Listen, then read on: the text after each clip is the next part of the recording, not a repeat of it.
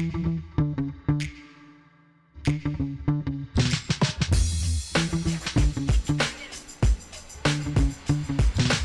yourself back to Relationships at Work, your guide to building workplace connections and avoiding leadership blind spots. I'm your host, Russel Lolacher, a communications and leadership nerd, you have to say it that way, nerd, with a couple of very successful decades in both of those areas. And I also have, much like you, a whole heap of curiosity on how we can make the workplace better. If you're a leader trying to understand and improve your impact on work culture and the employee experience, well, I'm happy to say you're in the right place.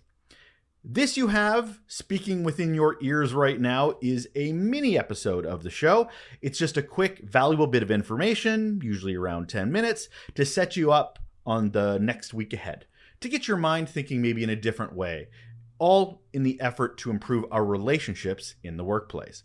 These are all inspired by our Raw Note newsletter, which is a couple of months ahead, actually. So if you're curious as to insights and thoughts there, highly recommend you check out the website at russellolacher.com or relationshipsatwork.ca.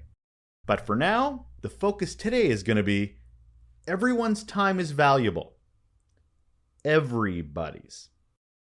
Has this ever happened to you? I'm going to paint you a picture. Someone higher up in the organization, picture this, wants to have a meeting with you. Okay.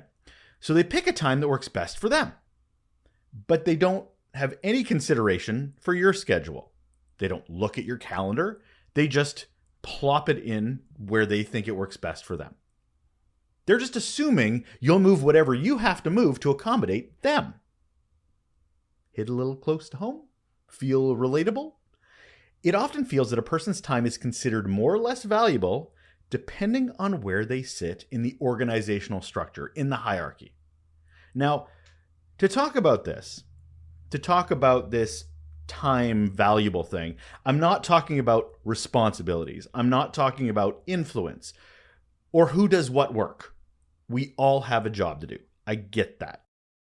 What I'm talking about is relationships, about respect.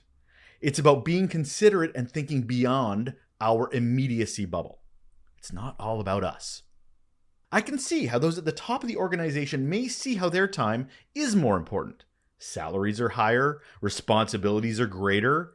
Those they interact with, like maybe a board, may have a lot of influence on the priorities of the organization. This is influential stuff. I get that. And though those are all true, it is not an excuse, none of it, to be less of a leader, to treat people with respect. Do these sound familiar? I'm going to share a few more stories with you that sort of hammers home how leaders, us as leaders, can act without realizing the impact of our actions that might show a lack of respect to others. Working and thinking about work at crazy hours as a leader, including evenings and weekends, so they're assuming their employees should too.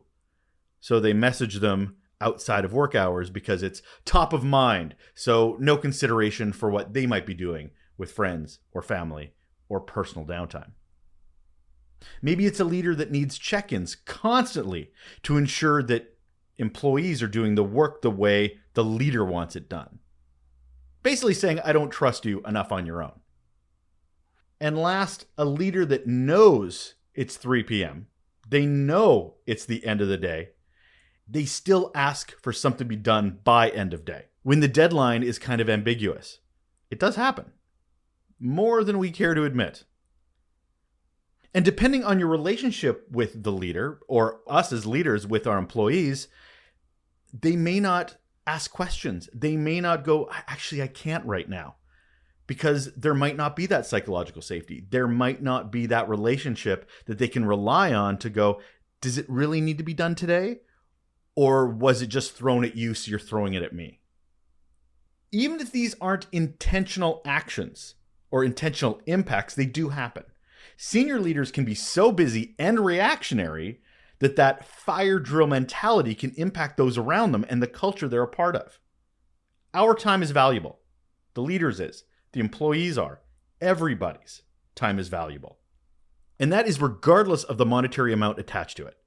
We can't compare the time someone spends with their friends and family or prioritizing mental and physical health as any less valuable than time to fix a work problem or deliver a service or a widget. It's all valuable. So how can we as leaders communicate to our teams that we understand this, that we respect their time? Even when work needs to get done, there is a better way of working. So here are just a few suggestions. We could prioritize efficient meetings. Because meetings, they're the worst, especially if they feel useless or bloated. So how about we only schedule meetings when they're necessary, ensure they are as efficient and concise as possible? We can provide clear agendas in advance with start and end times so people have an idea what they're even getting into. We could even end early. That's okay. We don't need to fill space. Remember, no one ever said, "I wish this meeting had gone on longer." It actually shows respect for everybody, for their time, for their contributions, when you know you're done and you can release people back to the work that they need to get done. Here's another one. Implement open office times. This is a way of establishing specific times when employees can drop in to discuss ideas, concerns, seek guidance without a prior appointment.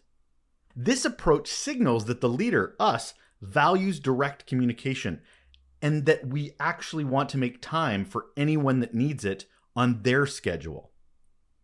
It's their time with us.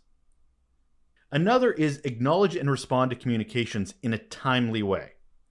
Whether it's emails, messages, voicemails, timely responses, even if it's to say you'll need more time to provide a detailed answer, acknowledgement is what I'm talking about. It shows that you value the other person's time and input. Keeping in mind that what we think is timely is not always the same from team to team or person to person. So communication needs to happen to understand what timely even means. You know how I'm big on definitions on this show. It's also important to encourage a culture where not every email might even require an immediate response, because this respects everyone's focus time. If they're busy responding to emails as we send them, they're not able to do the work that we need them to do. And they want to focus. Everybody works differently, but focus is important. We need to communicate all of this. How about delegating effectively? That sounds like a respectful use of time. Trust the team by delegating tasks and responsibilities appropriately. This not only shows trust in their abilities, but also respects their capacity to manage their own time and workload effectively. None of this micromanaging, because that signals a lack of respect for their professional judgment and time. You hired them to do a job, let them. And last, in an effort to respect everyone's time, support work-life balance. We need to encourage employees to maintain a healthy work-life balance by setting clear boundaries between work time and personal time. This might include flexible work hours, remote work options, or just simply respecting their time off by not sending emails or messages during evenings or weekends, except in emergencies. But again, that needs to be communicated and understood far ahead of time. Again, defining emergencies is important because what an emergency is to one person isn't to another. Leaders can set an example by practicing this balance themselves. This demonstrates that they value their own time and their well-being as much as their employees. Everyone's time is valuable. Everybody's. And there's no excuse for disrespecting other people in the workplace. Not if we want to be a good leader, not if we want to be respected, find connection, have psychological safety, all the great things that create great cultures. We can't do that if we don't treat people with respect. Employees know they have to get their work done. They just want to feel like we respect their time and the sacrifices they make to help in our mutual success. Respect for the win. And that is another mini episode of Relationships at Work, your guide to building workplace connections and avoiding leadership blind spots. Thank you once again for joining me, Russel Lolacher here. If you've enjoyed this little way of looking at the world insightfully, my experience sharing with you, check out the Raw Note newsletter I mentioned off the top.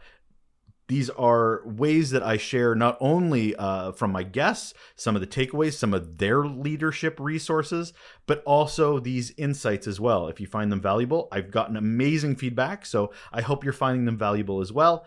Just go to the website, russellolacher.com or relationshipsatwork.ca.